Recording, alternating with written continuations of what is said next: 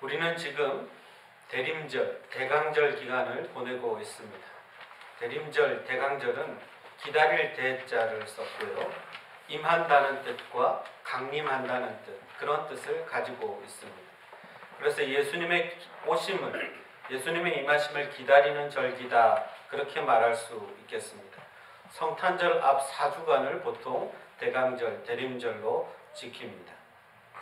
우리는 모두 예수님의 오심을 기다리고 있습니다. 그런데 이미 2000년 전에 예수님은 한번 오셨습니다.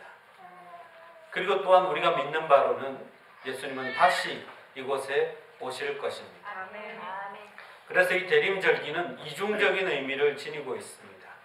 이전에 오셨던 예수님의 그 오심에 대해서 교회가 깊이 생각하며 그분이 오셨던 뜻을 기리는 것과, 그리고 또 앞으로 오실 예수님에 대비해서 우리의 그 믿음대로 우리의 삶을 바르게 준비해가는 것, 그것이 필요하다고 할 수 있습니다.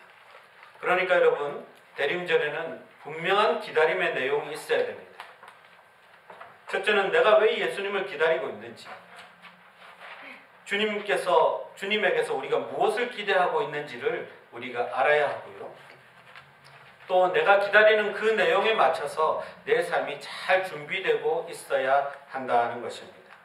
어떻게 하면 우리가 예수님의 오심을 잘 기다릴 수 있을까요?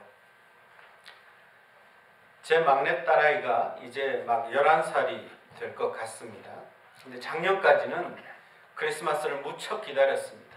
왜냐하면 저희 가족들이 철통 보안으로 산타의 비밀을 잘 지켰기 때문입니다.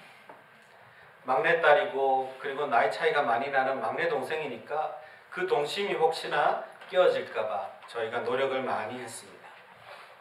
성탄절이 가까워지면 불과 며칠이지만 아이가 눈에 띄게 얌전해졌습니다. 그리고 말투도 부드러워졌죠. 물론 산타크로스를 기다리고 산타에게 선물을 받았다고 좋아하는 모습을 보면서 우리도 즐거웠던 것이 사실입니다. 그런데 이 아이가 작년에 베스트 프렌드가 하나 생겼는데 이 베스트 프렌드가 무참하게 그 산타의 비밀을 폭로해 버렸습니다. 그래서 아이가 산타에 대한 기대가 없어지면서 올해는 차분하기 이를 데 없는 성탄절기를 보내고 있습니다. 왜냐하면 기대감이 사라졌기 때문이죠.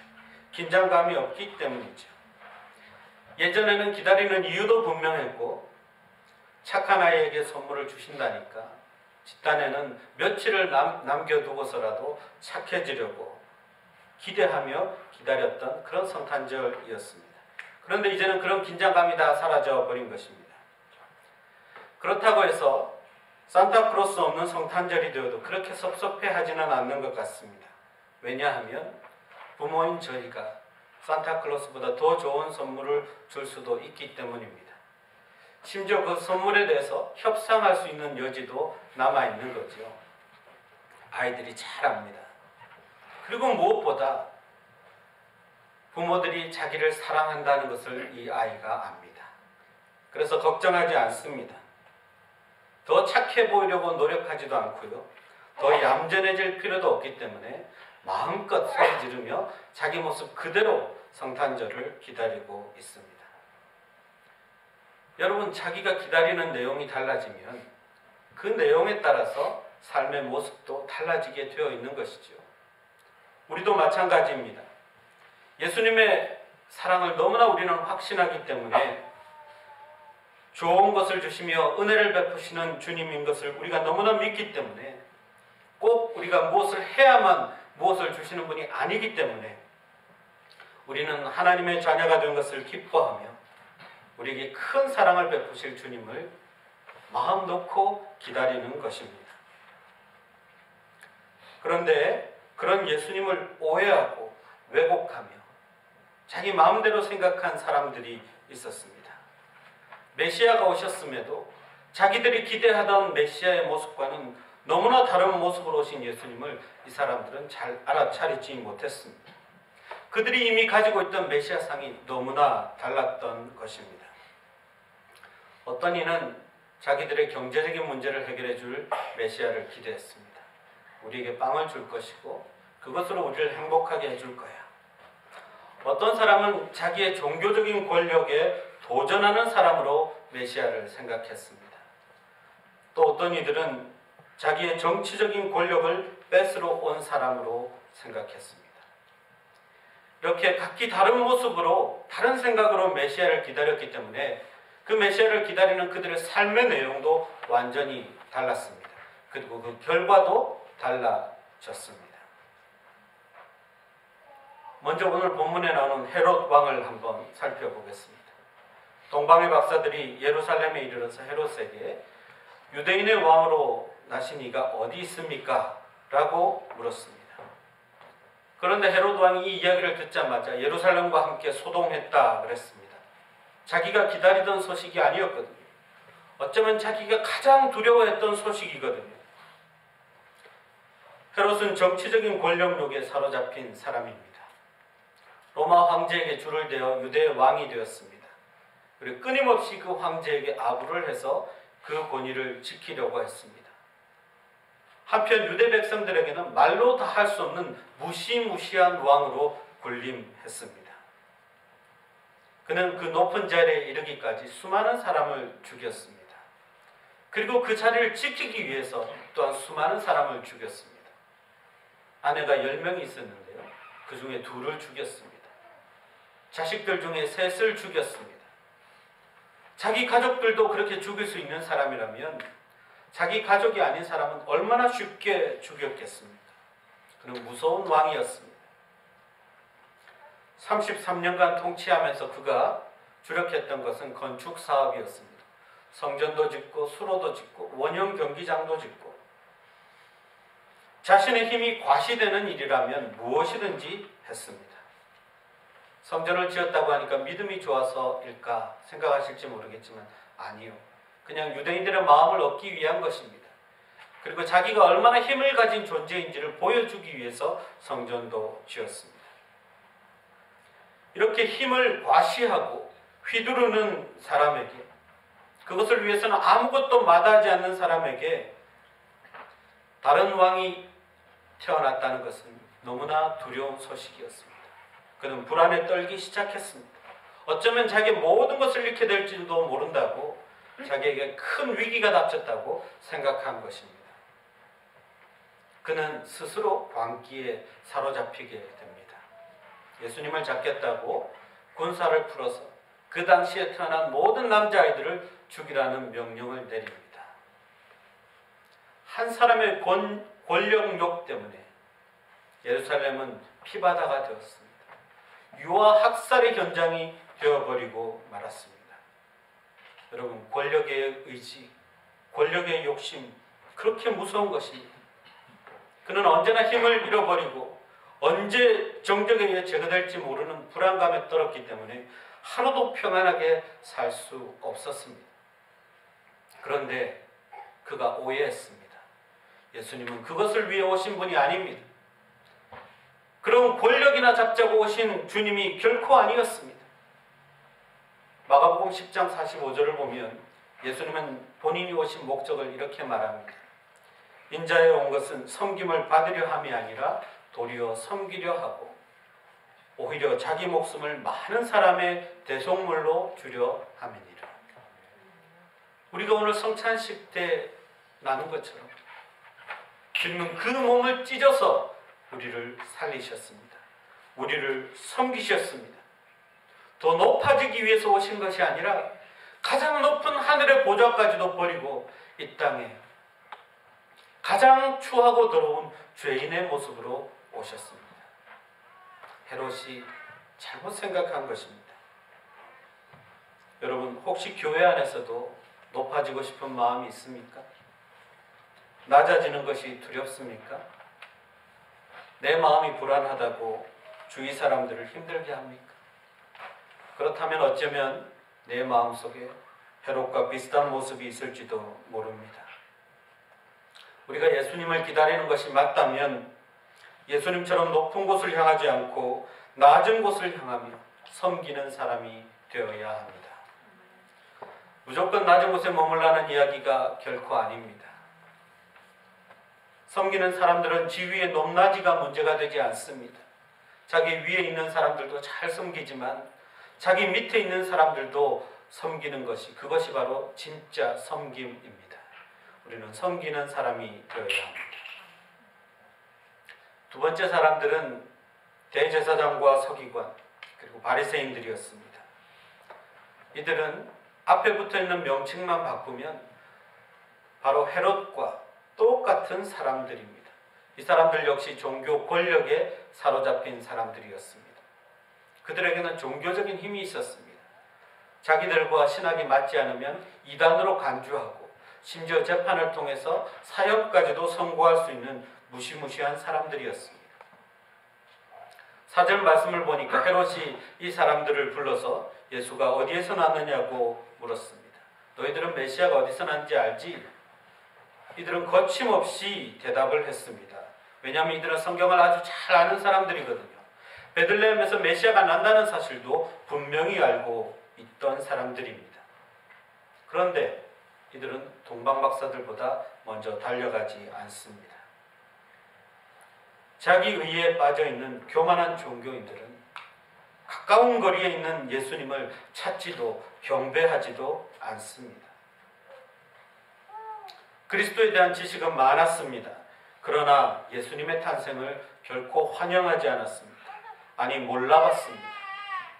그들은 이미 영적인 분별력을 다 잃어버린 것입니다. 오직 세상적인 탐욕에 젖어 있었던 사람들이기 때문에 그렇습니다. 이 사람들은요, 당시에 부자들의 리스트에 이름이 올라있던 사람들입니다. 성전을 이용해서 장사를 하고 성전이 좋은 직장이 되어서 성전을 통해 호사를 누리던 사람들이었습니다. 예수가 필요 없는 사람들이었습니다. 성직자들이 부와 권력에 사로잡히면 타락한 정치 권력자들과 다를 것이 하나도 없습니다. 하지만 더 무서운 사실이 있습니다. 여러분, 그들이 예수님을 무시하고 찾지 않은 것, 거기에 그치지 않았습니다. 나중에 이 사람들은 예수 그리스도를 십자가에 못 박는데 제일 앞장서는 사람들이 됩니다. 여러분, 이것이 얼마나 무서운 이야기입니까? 진리가 뭔지 알면서도 진리대로 살지 않을 때 아무 일도 안 일어나는 게 아닙니다. 진리를 대적하는 편에 서게 된다는 것입니다. 예배를 많이 드리면 뭐합니까? 성경 공부를 많이 하면 뭐합니까? 그대로 살지 않으면 오히려 다른 사람들이 예수 믿는데 걸림돌이 된다는 것입니다. 예수 믿는 사람들이 예수를 믿지 않는 사람들이 예수께로 나오는데 걸림돌이 될 수도 있다는 것입니다. 진리대로 살지 않으면, 진리를 알면서도 행하지 않으면 그렇게 된다는 것이죠. 교만에 빠진 종교 지도자들은 진리마저도 욕심의 도구로 이용했습니다. 정치 지도자들과 똑같이 교만해지고 똑같이 높아져 버립니다. 여러분, 높아지면 낮은 자리에 임하던 사랑과 은혜 다 잊어버립니다. 낮은 자리에서 고백하던 감사도 다 잊어버립니다. 그렇게 다른 사람들을 잘 수용하고 용납하고 덮어주던 사람이 어느새 높은 자리에 있다고 생각하면 다른 사람들 위해 군림하고 가르치려고 합니다. 그것이 인간의 모습입니다. 여러분, 우리들의 신앙생활이 내가 가진 신앙이 우상이 될 수도 있다는 것을 우리는 알아야 합니다. 우리의 신앙이 남을 판단하고 정죄하는 칼로도 사용될 수 있음을 우리가 잊지 말아야 합니다. 실천하지 않는 믿음이라면, 욕심으로 가득 찬 믿음이라면 예수님을 밀어내고 예수님이 목숨처럼 사랑하는 사람들을 힘들게 하는 믿음이 될 수도 있습니다. 다음은 세 번째 사람들입니다. 3절에 나오는 헤로도왕과 함께 소동했던 예루살렘 사람들. 그 사람들은 왜 예수님을 경배하지 않고 소동했을까요? 그들은 헤롯의 혜택에 젖어 있던 사람들입니다. 헤롯이 주는 그 많지 않은 빵과 헤롯이 주는 쾌락에 젖어서 물질과 쾌락의 노예가 된 사람들입니다. 앞에서 말씀드린 것처럼 헤롯은 경기장을 지어놓고 거기에 이 사람들을 초대해놓고 스포츠 경기를 즐기게 했습니다. 거기에 푹 빠져버린 것입니다. 또한 그들은 물질에 빠져서 끊임없이 사치를 즐겼습니다. 일부 제사장과 귀족들은요, 사치가 끊어지지 않았습니다. 하나님을 만나러 절기 행사에 나간다고 하면서 종려나무 가지를 황금 장식을 해서 들고 옵니다. 어떤 귀부인은 자기 집에서부터 성전에까지 카펫을 깔아서 자기의 발을 상하지 않고 가겠다고 카펫을 깔고 지나가는 여인도 있습니다. 만몬의 노예가 된 사람들, 돈이 주는 쾌락에 눈먼 사람들, 이들에게 과연 그 초라한 말구 위에 아무것도 없인 예수가 눈에 보이기나 했겠습니까? 그렇다고 해서 그리스도인은 돈도 싫고 명예도 싫고 즐기지도 못하고 그런 것이 아닙니다. 그리스도인들은 하나님의 뜻에 따라 물질도 사용하고 하나님을 즐거워하며 하나님 안에서 다른 사람들이 알지도 못하는 기쁨과 행복을 누리는 사람들입니다. 권력과 물질과 명예가 있어도 그것은 노예가 되지 않고 하나님의 뜻에 따라 그것을 사용하는 사람들입니다. 그러니까 스포츠도 많이 즐기세요. 돈도 많이 버십시오. 하지만 그것을 주인으로 섬기지는 마십시오. 그것에 노예가 되지는 마십시오. 예루살렘 사람들은 부자든 가난하든 누구나 물질의 노예가 되어 있고 쾌락의 노예가 되어 있는 사람들이었습니다. 메시아가 그것을 채워주리라고 기대했던 사람들, 그들에게 예수님은 그냥 소동을 일으키는 존재밖에 되지 않았습니다. 철저하게 버림받은 존재일 뿐이었습니다. 그런데 예수님을 기다리던 사람들 중에서 직접 예수님을 만나고 그분께 경배한 사람들이 있습니다. 누구지요? 동방의 박사들입니다. 이 사람들은 다음 주에 더 자세히 살펴보겠지만 먼 나라 동방에 살던 사람들입니다. 유대 율법도 잘 몰랐습니다. 그저 학문적으로 참고 삼아 읽었을 뿐 믿음의 조상이 누군지도 율법도 잘 모르던 사람들이었습니다. 그런데 천문학적으로 너무 희한한 별이 있어서 그것을 조사하고 연구하다 보니까 유대인의 메시아가 나타날 때 출현하는 별이라는 것을 알게 되었습니다. 그 정보를 가지고 그들은 먼 길을 떠나서 온 것입니다. 그리고 황금과 유향과 몰약을 주님 앞에 드리고 예수께 경배하게 됩니다. 예루살렘에 살지도 않았습니다. 평소에 율법을 줄줄 외거나 매일 경건하게 기도하는 사람도 아닙니다. 입만 열면 성경이 줄줄 나오는 신학 박사도 아니었습니다. 서기관도 아니고 율법학자도 아니었습니다. 그런데 그들은 제일 먼저 아기 예수께 나와 경배하고 그분께 영광을 돌리게 됩니다. 여러분, 성경을 잘 몰라도 기도가 짧아도 예수님을 맞이하고 경배하는 그 영광의 자리에 나올 수 있습니다. 아주 작은 말씀이라도 소중하게 여기고 그 말씀대로 실천하는 사람, 아주 작은 진리를 할지라도 그 말씀대로 살겠다고 먼 길을 떠나는 사람, 그런 사람들은 주님을 만날 자격이 있습니다. 주님을 만나게 될 것입니다. 이 동방 박사들은 10절의 별을 보고 매우 크게 기뻐하고 기뻐했다고 합니다. overjoyed, 그렇게 되어 있습니다. 예수님을 만난 기쁨, 이 넘치는 기쁨, 누구에게 주어집니까? 진리의 말씀을 따라 사는 사람들, 아무리 작은 말씀이라 하더라도 소중히 여기고 그대로 실천하는 사람들, 그들이 주님을 만날 것입니다. 대학로에서 성탄 연극으로 거의 매해마다 올려졌던 그런 작품이 있습니다. 빈방 있습니까? 여러분 혹시 보신 적 있으세요? 이 연극은 미국의 어느 교회에서 있었던 성탄 연극을 배경으로 하고 있습니다. 예수님의 탄생에 대한 연극을 하면서 교회 아이들이 중요한 배역을 다 맡았습니다. 요셉, 마리아, 동방박사, 헤롯 다 정해졌는데 유일하게 거기 배역을 맡지 못한 아이가 하나 있었어요.